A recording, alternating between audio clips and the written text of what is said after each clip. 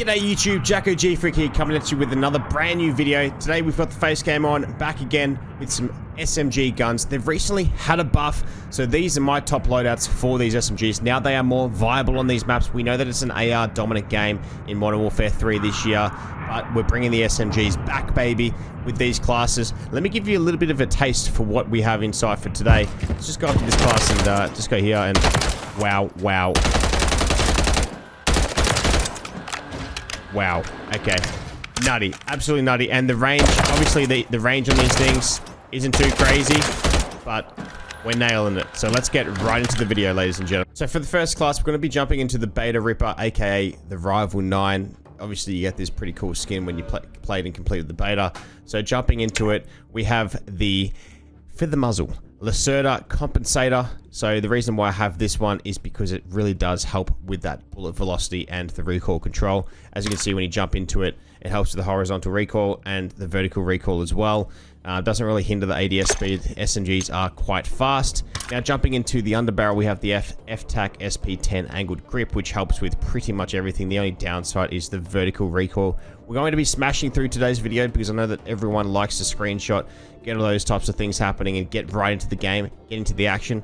So we're going to be jumping straight into it because I know that you guys want to be playing games. So we've got the 40 round magazine as well on this bad boy. You need that. It shreds through pretty quick. The base only has, actually sorry, the base has 40. The magazine needs to be the 40 anyway. Now when it comes to the Rival grip, we have the Rival Vice Assault grip, which, you know, once again, gun kick control, firing aim stability, and recoil control, which is much needed. So jump onto that one there as well. And jumping into the last but not the least, the stock. So jumping into the stock, we have the XF Close Quarters Assault stock. Now that helps with the gun kick control, recoil control. Obviously hinders the ADS, sprint to fire, sprint to move speed, and all that type of stuff.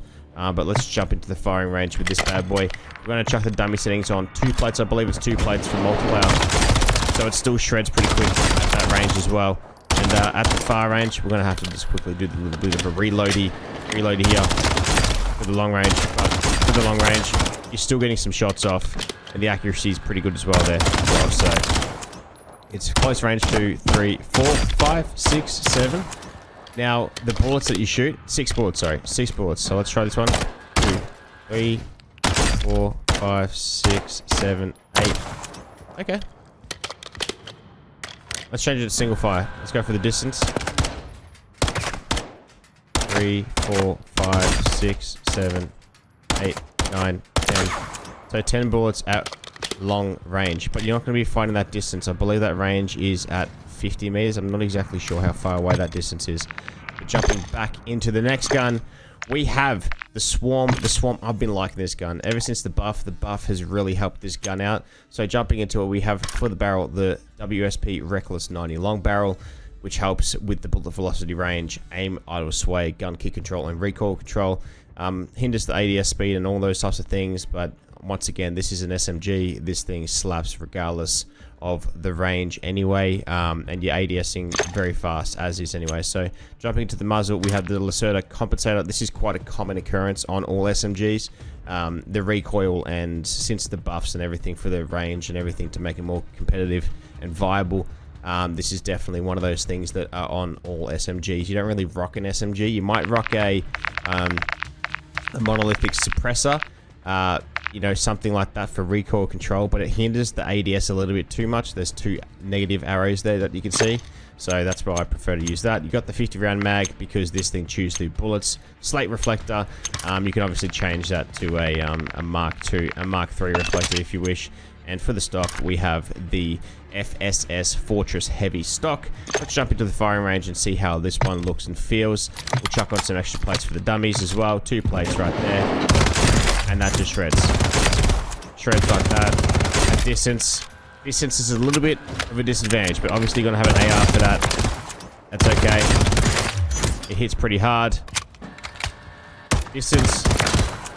Still shreds pretty hard. But the time to fire, the time to kill with this gun is quick, due to the fact that we have some really good fire. Okay. So I'm jumping back into that next gun that we have, the next SMG. We have the AMR-9.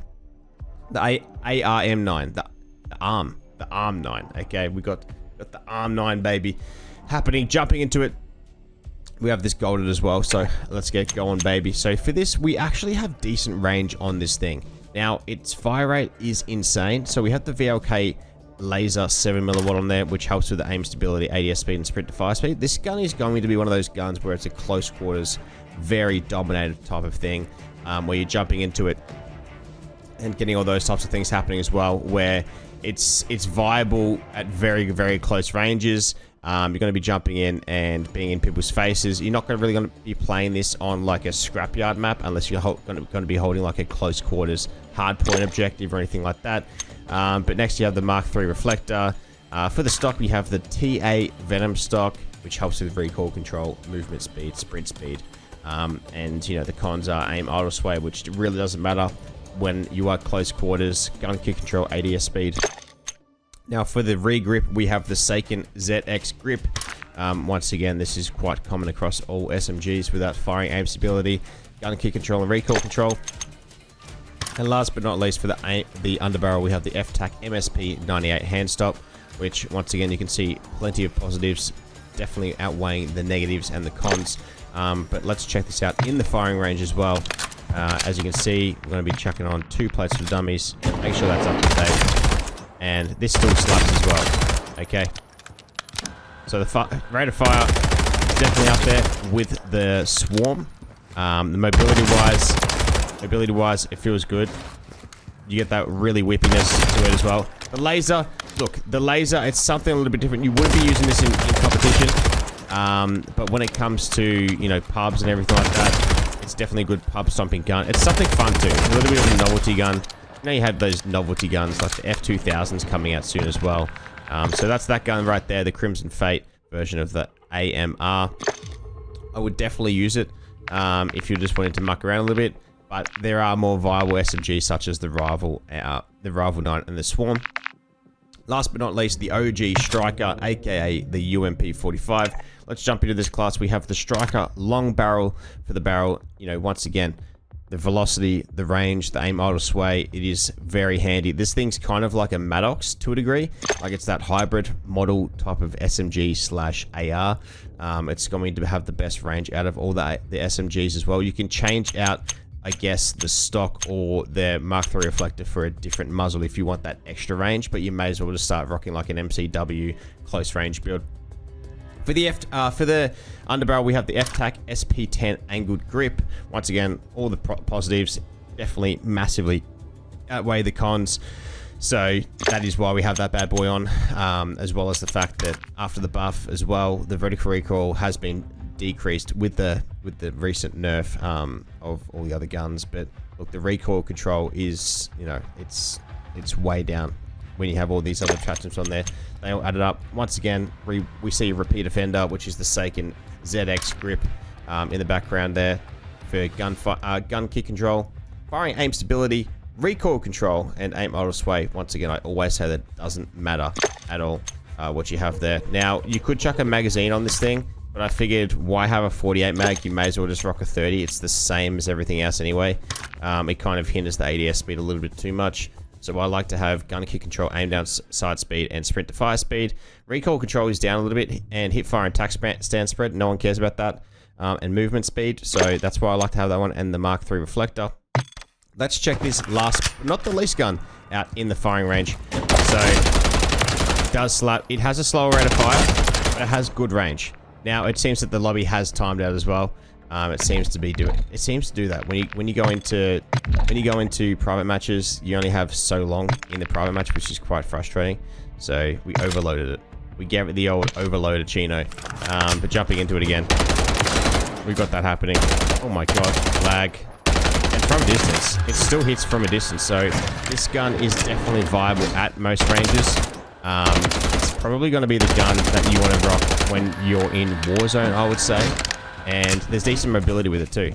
You still feel you still feel fast, you still jump around, hit those targets, get it all happening and everything. But I hope you guys enjoyed today's video. Thank you so much for tuning in. Remember to let me know what gun you guys want me to do next. And as always, remember to be safe, stay swole, and as always, boom baby.